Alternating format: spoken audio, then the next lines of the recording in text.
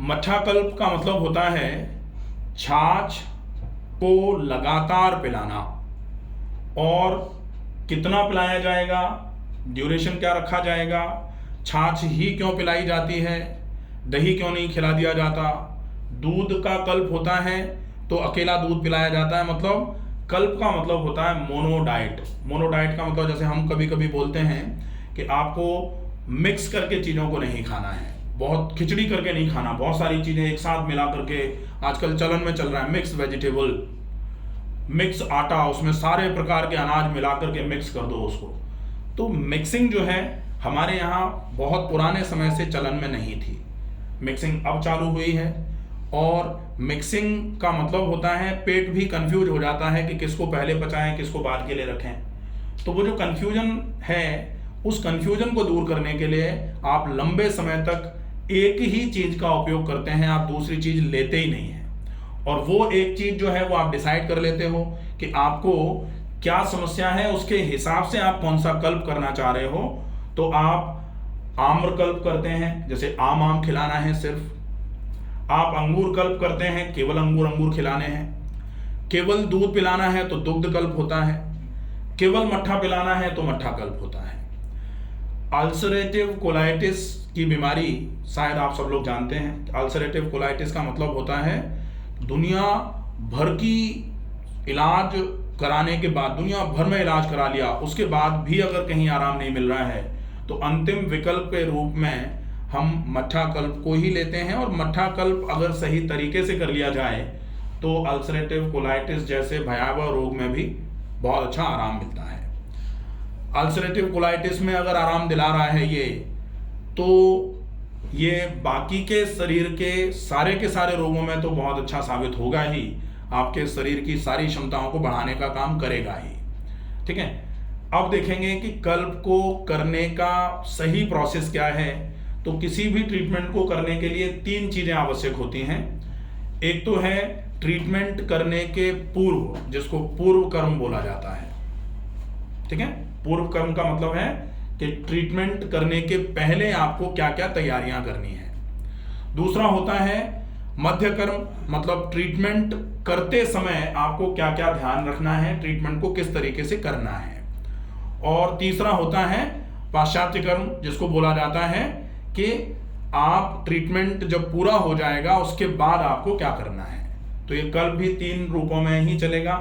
कल्प जो होता है पहले, कल्प करने के पहले की तैयारी, हमने डिसाइड कर लिया कि मट्ठा कल्प कराना है, हम समंदर सिंह जी को मट्ठा कल्प कराने की प्लानिंग कर चुके हैं। मट्ठा कल्प से पहले क्या कराया गया, शुद्धि कराई गई। आप आए, आपने सबसे पहले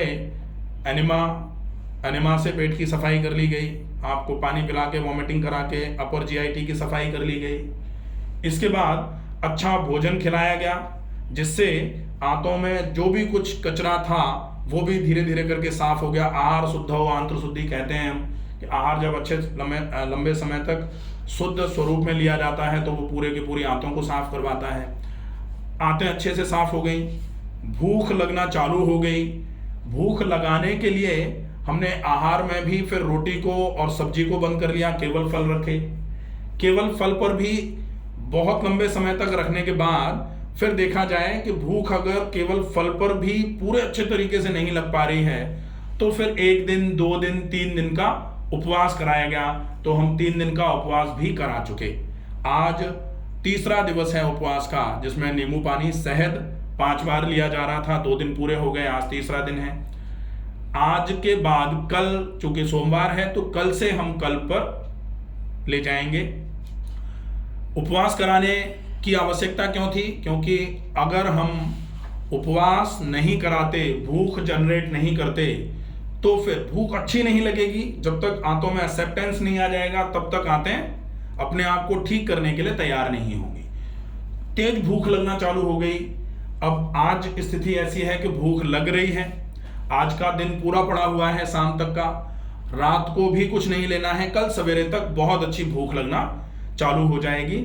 इसलिए हम कल से कल्प की शुरुआत कर रहे हैं। ठीक है, अब कल्प में विशेष क्या होता है, आप कल्प में केवल मट्ठा ले रहे हैं, मट्ठा के अलावा पूरे दिन में और कुछ नहीं लिया जाएगा। इसको कितने दिन करना होगा ये डिपेंड करेगा। लगभग कम से कम वैसे तो 30 दिन का होता है, लेकिन कभी कभी इसमें आपको जैसे वजन को बढ़ाने का टारगेट रखा है आपने, या पाचन क्षमता को बढ़ाने का टारगेट आपने रखा है, आपको बहुत तेज भूख लगना चालू हो जाए बीच में, उसके ऊपर ये ऊपर नीचे भी हो सकता है। कभी कभी ये 25 दिन में भी अपन इसको ब्रेक कर सकते हैं, कभी कभी ये 45 दिन तक भी जा सकता है। शुरुआत कैसे होगी? शुरुआत होगी पूरे दिन में हर 2 घंटे पर आपको सिर्फ 50 ml मट्ठा लेना है। हर 2 घंटे में 50 ml मट्ठा, हर 2 घंटे में 50 ml मट्ठा। तो कब से शुरू कर देंगे इसको शुरू करेंगे सवेरे 6 बजे से। पहली बार आप 50 ml मट्ठा सवेरे 6 बजे लेंगे और हर 2 घंटे का इंटरवल कर देंगे। तो पहले 6 बजे, उसके बाद फिर 8 बजे, फिर 10 बजे, फिर 12 बजे, फिर 2 बजे, फिर 4 बजे और उसके बाद फिर 6 बजे। तो सवेरे 6 से लेकर के शाम को 6 बजे तक कितने बार हो जाएगा? 6, 8, 10, 12, 2, 4 और 6, 7 बार हो जाएगा। 7 बार आपने सिर्फ 50 ml मट्ठा दिया।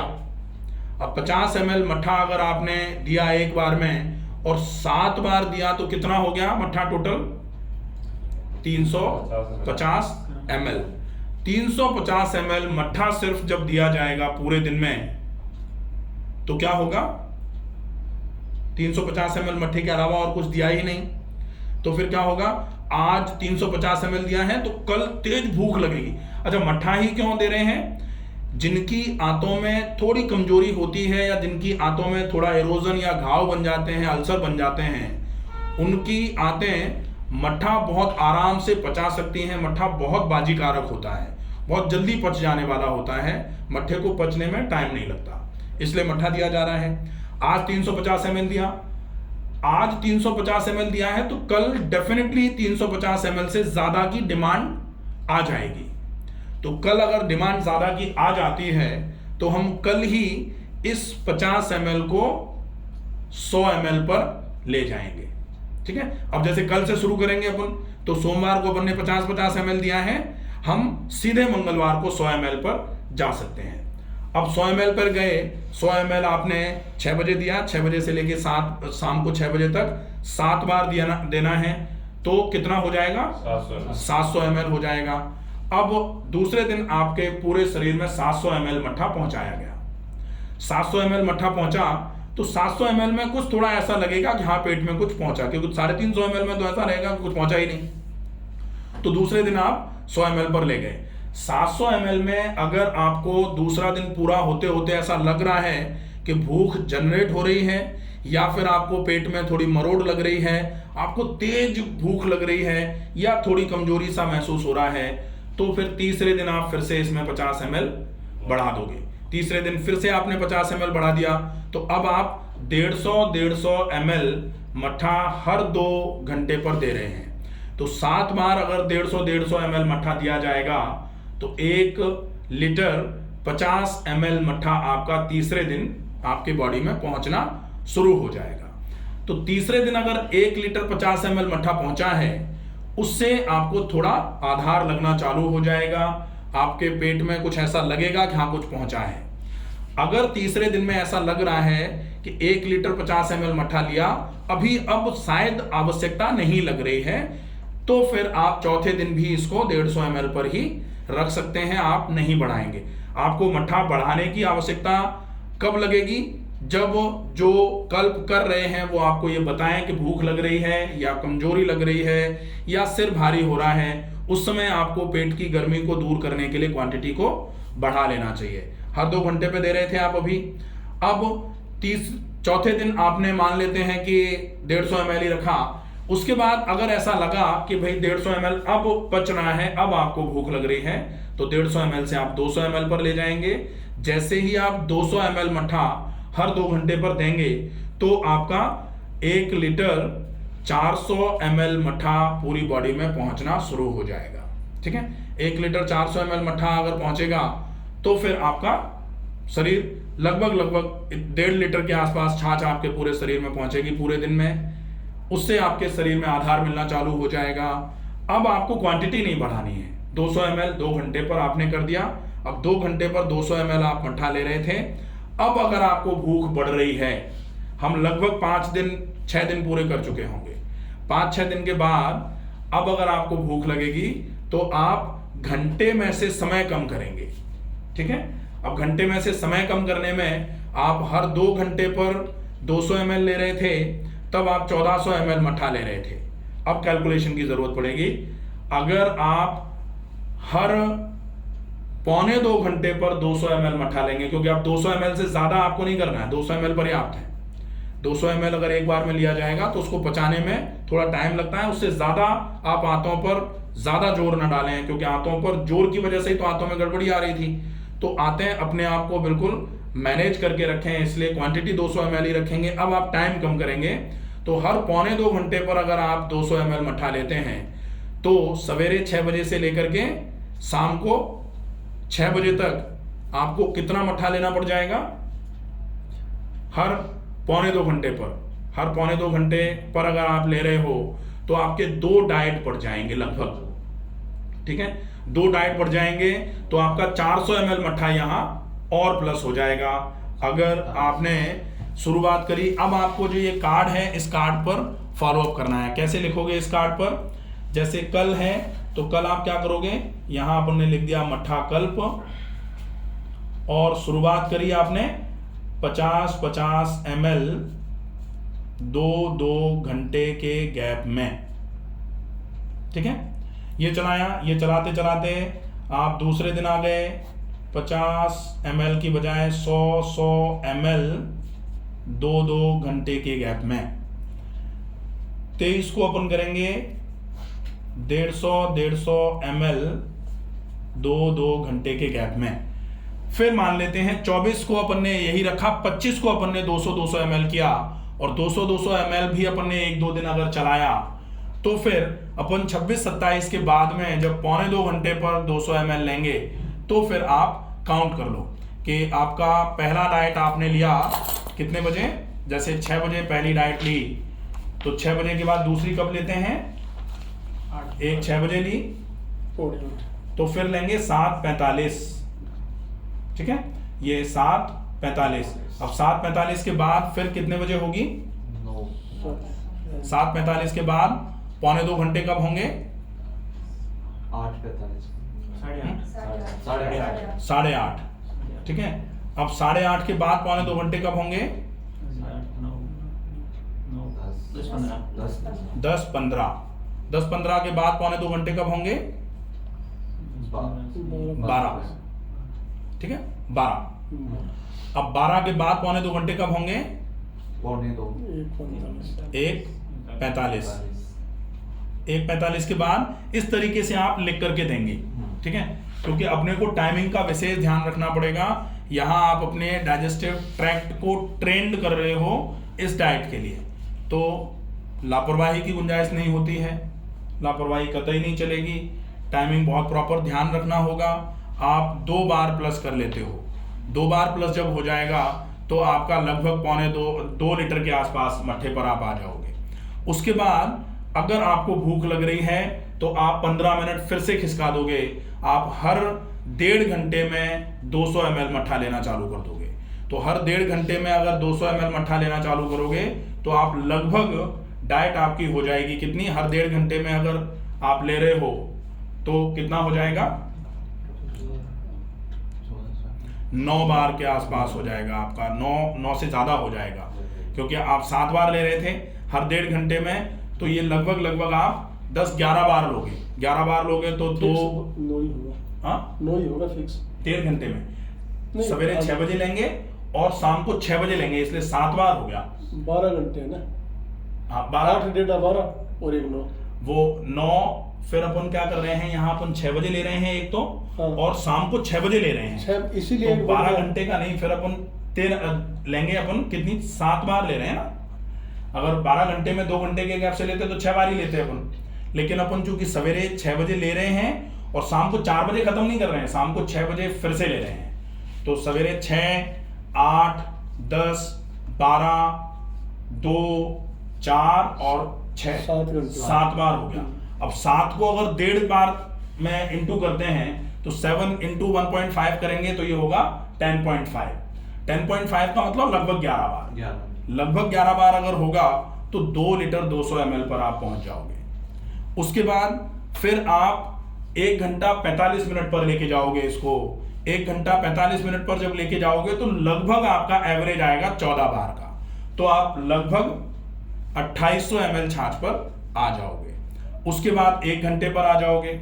1 घंटे में आप जब लोगे तब आपको कितनी बार लेना होगा? 13 बार। लगभग 13 बार लेना होगा। तो 13 बार अगर आप ले रहे हो छाछ को तो फिर आप लोगे कितना? 2.5 लीटर के आसपास आप पहुंच जाओगे। इसके बाद फिर आप आ जाओगे 45 मिनट में। 45 मिनट में आप छाछ लोगे लगातार, और 45 मिनट पे जब आप छाछ लगातार लोगे तो लगभग आप छाछ पे आ जाओगे 3-3.5 लीटर छाछ। और उसके बाद आप हर आधे घंटे में 6 बजे से लेकर के शाम को 6 बजे तक छाछ ले रहे हो। तो लगभग आप कितनी बार ले रहे हो? 25 बार। लगभग 25 बार। हाँ, लगभग 25 बार, क्योंकि आप 6 बजे ले रहे हो और 6 से लेकर के 6 बजे तक ले रहे हो तो आप एक बार बढ़ा दोगे तो 24 हो गया। 24 के बाद एक बार बढ़ जाएगा तो 25 बार छाछ ले रहे हो आप, और 25 बार में हर बार 200 ml छाछ जा रही है। तो लगभग आपकी 5 लीटर छाछ ये हो जाती है। अब जब 5 लीटर छाछ अकेली आप पीना शुरू कर देते हो तब आपको मेंटेन करना है। अब 5 लीटर छाछ आप 1 दिन, 5 लीटर 2 दिन, 5 लीटर 3 दिन, 4 दिन, 5 दिन, 6 दिन, 7 दिन, 10 दिन, 12 दिन, 15 दिन, जब तक आपको वो छाछ पचना शुरू नहीं हो जाती है, पच करके शरीर में लगना शुरू नहीं हो जाती है, वजन आपका बढ़ना शुरू हो जाता है, आपके रोग समाप्त हो जाते हैं, आपको गैस बिल्कुल नहीं बन रही है, आपका शरीर बिल्कुल बढ़िया हो गया है, सारी कमजोरियां दूर हो जाएं, तब तक आप लगातार इस छाछ का उपयोग करते रहेंगे। कभी कभी ऐसा होता है कि इस छाछ के बाद भी अपने को भूख लगती है, या फिर आपको ऐसा लग रहा है कि कमजोरी आ रही है, तो फिर आप, अब ऐसा तो है नहीं कि आप इतना निकाल गए समय, आपने लगभग 20 दिन, 22 दिन, 25 दिन का प्लान पूरा कर लिया है, अब आप रोटी सब्जी खा लो। पॉसिबल नहीं है। आप बीच में इस तरीके का कर देंगे तो ये कल्प भंग होगा, और कल्प भंग की वजह से आपको बड़ा नुकसान हो सकता है। इसलिए आप बीच में अगर भूख लग रही है तो क्या करेंगे? सिर्फ भीगे हुए मुनक्के का पानी ले सकते हैं। कभी अगर आपको बहुत भूख लग रही है तो बीज निकाल करके मुनक्कों को अच्छे से धो करके थोड़ी देर भिगो करके आप उनको चबा के खा सकते हैं, और उनका पानी पिलाया जा सकता है। कभी कभार आपका ऐसा लगेगा कि छाछ इतनी लेने से पेट भारी हो रहा है, जी मिचला रहा है, तो आप इलायची चूसने के लिए दे सकते हैं। अगर बहुत कमजोरी लगती है या फिर बीपी डल हो रहा है, कोई और समस्या आ रही है, तो फिर आप शहद का उपयोग भी कभी कभार कर सकते हैं। बाकी शहद का उपयोग भी नहीं करना है, आप मुनक्के का उपयोग कर सकते हैं। पहले पहले जो 2, 4, 5 दिन, 7 दिन का समय होता है, उसमें आप किशमिश और मुनक्के पर्याप्त मात्रा में, अगर भूख ज्यादा लगे, क्योंकि आप पहले दिन तो 350 ml छाछ ही लेंगे, उसके अलावा आप कुछ नहीं ले सकते, तो आप उसके अलावा अगर भूख लग रही है, उस भूख को मैनेज करने के लिए मुनक्के और अंजीर का उपयोग कर सकते हैं। ये होता है, पीक होता है कल्प का, कि जब आप हर आधे घंटे में 200 ml मट्ठा दे रहे हैं। अब कल्प के दौरान कुछ समस्याएं आती हैं। कल्प के दौरान जैसे बेचैनी, घबराहट लगी, अपने को कल्प जब हो रहा होगा तब वाइटल्स रेगुलर चेक करने होंगे, पल्स चेक करनी है, बीपी चेक करना है, शुगर चेक करनी है। शुगर आप twice in a week check कर सकते हो, या फिर कमजोरी या बेचैनी, घबराहट जब भी लगेगी तब आप अलग से चेक कर सकते हो। ये विशेष फॉलोअप रखने वाली बात होगी, ठीक है। इसके बाद अगर बहुत कमजोरी कुछ लग रही है, या माथे में या पेट में जलन लग रही है, आप खाने पीने में कुछ नहीं दे सकते, एक्सटर्नल ट्रीटमेंट आप करा सकते हो। आपके पेट में भारीपन लग रहा है, आंखों में जलन हो रही है, सिर भारी हो रहा है, तो आप ठंडा कटी स्नान करा सकते हो, ठंडे पानी का गीला कपड़ा पेट पर रखवा सकते हो, मिट्टी पट्टी दिन में 2-3 बार रखवा सकते हो। पेट अच्छे तरीके से साफ होता रहे, क्योंकि खिलाएंगे नहीं कुछ तो मल पास नहीं होगा, और छाछ दी जा रही है तो मल एकदम से बंध जाता है, मल सूख जाता है, ऐसी कंडीशन में आप एनिमा प्रॉपर तरीके से देंगे। मल सूख करके अगर एनिमा में बाहर आ रहा है तो फिर एनिमा आप कैस्टर ऑयल का भी दे सकते हैं, ये ध्यान रखना पड़ेगा, ठीक है। इसके बाद पीक जो टाइम है उसको आपने मान लेते हैं 10 दिन तक चलाया। 10 दिन चलाने के बाद अब लगभग सारी चीजें बिल्कुल ठीक हो गई हैं, अब ऐसा लग रहा है कि सब कुछ बढ़िया है। अब कल्प को ब्रेक करने का समय आ रहा है। तो कल्प को ब्रेक करने के लिए आप क्या करोगे, सबसे पहले आप जो आधे घंटे पर ले रहे थे उस आधे घंटे को फटाफट बढ़ा देंगे। एक दिन में आप सीधे आधे घंटे से 1 घंटे पर पहुंचे, 1 घंटे से आप सीधे 2 घंटे। उतार जो होगा कल्प का जल्दी हो सकता है, उतार में धीरे धीरे लाएंगे तो भूख अब तेज हो गई है, सारा शरीर सही हो गया है। अब आप अगर 10-10, 15-15 मिनट का गैप करके करोगे ना तो शरीर इतना टॉलरेट नहीं कर पाएगा। तो उतार फटाफट होगा, आधे घंटे से सीधा 1 घंटे, 1 घंटे से सीधा 2 घंटे, 2 घंटे में 200 ml। उसके बाद जब 2 घंटे में 200 ml पर आ जाते हो तो फिर आप 200 ml को अब बढ़ा सकते हो, क्योंकि अब पाचन क्षमताएं बढ़ गई हैं। आप 2 घंटे की बजाय आप दिन में 4 से 5 बार छाछ दे सकते हो, छाछ की क्वांटिटी 300 ml कर सकते हो। उसके बाद फिर आप थोड़ा बहुत कुछ ऐसा रस जो बहुत आसानी से पचे और एसिडिटी नहीं करे वो रस दे सकते हो। उसके बाद बिल्कुल गली हुई टाइप की खिचड़ी, मूंग दाल, धुली वाली मूंग दाल और चावल की बिल्कुल खुले में उबाल करके बिल्कुल गली हुई, बिल्कुल लस लसी टाइप की खिचड़ी बना करके दे सकते हैं। और खिचड़ी जब जैसे पचना शुरू हो जाए, पचे, उसके बाद आप खिचड़ी के साथ सब्जी दे सकते हैं, उबली हुई बिना मिर्च मसाले वाली वेजिटेबल खिचड़ी हो सकती है वो, या फिर खिचड़ी और सब्जी अलग बना करके मिला करके खिला सकते हैं। जब ये चालू हो जाएगा इसके बाद मोटे आटे की रोटी पर जाएंगे, उबली हुई सब्जी, लौकी, तोरई, टिंडा या परवल की, और उसके साथ में आप मोटे आटे की रोटी दे सकते हैं। ये जैसे ही रोटी पर आएंगे कुछ समय तक ये बोल करके छोड़ना होता है कि अगर कल्प के बाद में कुछ भी भारी खाने में आ जाता है या फिर कुछ ऐसा खा लिया जाता है जो बिल्कुल सॉफ्ट आंतों पर हार्ड का काम करेगा तो आंतों में इरोजन होने के चांसेस बढ़ जाते हैं। इसलिए कल्प के तुरंत बाद आप कम से कम 10 से 15 दिन के लिए भारी खाना नहीं खा सकते हैं। आपको कल्प से वापस आने के बाद, चूंकि अब आंतें बहुत अच्छी हैं, अब पूरा शरीर बिल्कुल ठीक है, कल्प में जब गए थे तब जो समस्याएं थीं अब वो बिल्कुल ठीक हो गई हैं।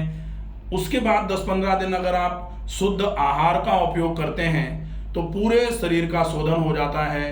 आंत से लेकर के आंख की कोशिकाओं तक सारी की सारी कोशिकाएं नई हो जाती हैं, और नई हो जाती हैं तो फिर कहा जाता है इसको काया का कल्प हुआ है, काया फिर से नई हो गई है। यही उद्देश्य लेके हम कल्प में चलते हैं, ठीक है। तो ये कल्प है, इस तरीके से अपन इसको पूरा करेंगे। कोई कंफ्यूजन? कल्प के टाइम में कितनी वॉकिंग वगैरह है? हाँ, और एक्सरसाइज, प्राणायाम? एक्सरसाइज जो होती है जो आप आसानी से कर पाएं, क्योंकि इस कल्प में अपन चाह रहे हैं कि कुछ उल्टा सीधा खिला करके आंतों को परेशान ना किया जाए, आंतें ज़्यादा परेशान नहीं हो। तो हम ये भी ध्यान रखें कि हम ज़्यादा एक्सर्शन करके अपने शरीर को भी ना थकाएं, क्योंकि पूरा का पूरा जो जोर है, जो पूरे शरीर की स्ट्रेंथ है वो लगनी चाहिए शरीर को ठीक करने में। अगर व्यायाम करने में शरीर की ऊर्जा लगा देंगे उस समय तो आवश्यकता नहीं है। आप व्यायाम केवल उतना करिए, और व्यायाम में भी वो व्यायाम करिए जो आपके शरीर में से ऊर्जा को खर्च ना कराए। जैसे प्राणायाम शरीर में से ऊर्जा को खर्च नहीं कराता है।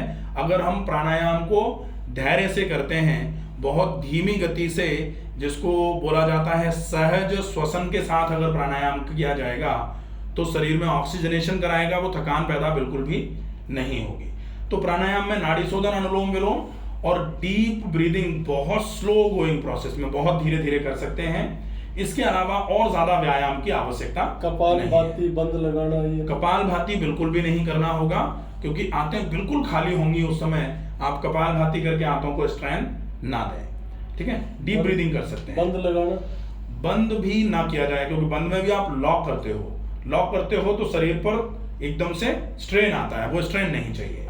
आप अगर बंद की प्रैक्टिस बहुत लंबे समय से करते आ रहे हैं तो जब थकान शरीर की थोड़ी दूर होना चालू हो जाए, शरीर में थोड़ी स्फूर्ति आना चालू हो जाए, उसके बाद आप बंद की प्रैक्टिस कर सकते हैं। तो जब कल्प लगभग उतार पे होता है उस समय आप सामान्य व्यायाम सारे के सारे करना शुरू कर सकते हैं, उसमें कोई दिक्कत नहीं है। और कोई कमर के थोड़े बहुत व्यायाम? कमर की दर्द में जैसे मान लो आपको दर्द बहुत ज्यादा है, दर्द नहीं है लेकिन फिर भी सेफ्टी के लिए, हाँ सेफ्टी के लिए आप थोड़ा बहुत जैसे राजा रानी आसन होता है उसका अभ्यास कर सकते हैं। राजा रानी में पेट को बिना ज्यादा जोर लगा के, पेट को बिना ज्यादा दबाए हुए आप राजा रानी का अभ्यास कर सकते हैं, वो ठीक रहेगा। ठीक है। कल्प में जब मठा का कल्प कराया जा रहा है तो उद्देश्य ये होता है, कहा जाता है भोजनांते अमृतम तक्रम, भोजन के अंत में तक्र जो है वो बहुत अच्छा होता है, अमृत के समान माना जाता है, जल्दी पचने की क्षमता होती है उसकी, इसलिए हम कल्प में मट्ठे का उपयोग कर रहे हैं। अब अगर उस मट्ठे में दुनिया भर का मक्खन बना रहेगा ना तो फिर कल्प आपका बेकार हो जाएगा। मक्खन बिल्कुल निकाल लेना है उसमें से, मक्खन निकालना और ताजी रहे ये जरूरी है। क्योंकि कल्प का मतलब ऐसा नहीं है कि कल्प अपन छाछ अमूल की ले आए और उसमें से कल्प कर, अमूल का मतलब अपन ये नहीं कह रहे किसी की कुछ वो नहीं है, लेकिन कल्प अगर आप कर रहे हो तो वो ताजा होना चाहिए, बिल्कुल ताजा दही, ताजे दही को अच्छे तरीके से बिलो करके सारे मक्खन को निकालने के बाद जो बचेगा वो होगा मठा, उसका उपयोग आपको करना है। अगर मक्खन बचा रहेगा तो मक्खन को पचाने, मक्खन को एब्जॉर्ब कराने में आते हैं फिर से जोर लगाती रहेंगी, तो आते हैं अपने आप को ठीक करने के लिए पूरा समय नहीं लगा पाएंगी। इसलिए अपने को बिल्कुल वैसी वाली छाछ लेनी है, वैसा वाला मठा लेना है जिसमें से पूरा मक्खन खींच लिया गया हो। छाछ बनाने के बाद कितनी देर तक रख सकते हैं उसको? छाछ बनाने के बाद वैसे तो ये है कि आप बनाते ही ले लें, लेकिन जब आप आधे आधे घंटे पर चल रहे होंगे उस समय आप छाछ को लगभग 2 या 3 बार की छाछ एक बार में बना के रख सकते हैं, क्योंकि हर आधे घंटे में आपको लेना है तो लगभग 10-15 मिनट तो आपको बनाने में लग जाएगा, तो फिर बहुत स्ट्रेन होगा। अच्छा, कल्प में ये जरूर ध्यान रखा जाता है कि कल्प जब मिडिल स्टेज पे पहुंचता है तब फिर आपके लिए एक अटेंडेंट की आवश्यकता जरूर होती है, क्योंकि आपका शरीर ज्यादा ना थके, आपको छाछ देना, दही लेके आना, दूध लेके आना, अगर जैसे हमारा अपनी तो गौशाला है तो हम आपको दूध देंगे, दूध को जमाना, दूध को जमा करके दही अच्छे तरीके से बना है कि नहीं बना ये देखना, दही अच्छे तरीके से बन गया है तो उसमें से पूरा मक्खन बना है कि नहीं बना, ये हमारी पूरी जिम्मेदारी होगी। हम पूरी चीजें देख करके फिर आपको अलाउ करेंगे कि अब आप इसको पियो। ठीक है। और फ्रीज का कोई प्रयोग नहीं करना? फ्रिज के प्रयोग की बजाय मटका, मिट्टी के बर्तनों का उपयोग किया जाएगा। मिट्टी के बर्तन में ही आप दही जमाएंगे, मिट्टी के बर्तन में ही आप अगर पॉसिबल होगी तो जैसे पहले के समय में ये स्टील और लोहे के चरों में छाछ नहीं बिलोई, दही नहीं बिलोया जाता था, आप दही बिलोते थे मिट्टी की हांडी जो होती थी ना उसमें, तो अगर मिट्टी का ही पूरा उपयोग करेंगे तो ज्यादा अच्छा माना जाएगा। अभी स्टार्टिंग में 50-50 ग्राम है, वो 50 ग्राम कैसे बढ़ेगी? 50 ग्राम बनाने में 2 घंटे में 50 ग्राम नहीं बनाएंगे हम, कुछ अपने लिए बनाएंगे और कुछ हम गाय को दे देंगे, उस उद्देश्य से बना लेंगे। तो जितनी मिनिमम बन सकती है उतनी बनाएंगे, हमें लेनी 50 ml है।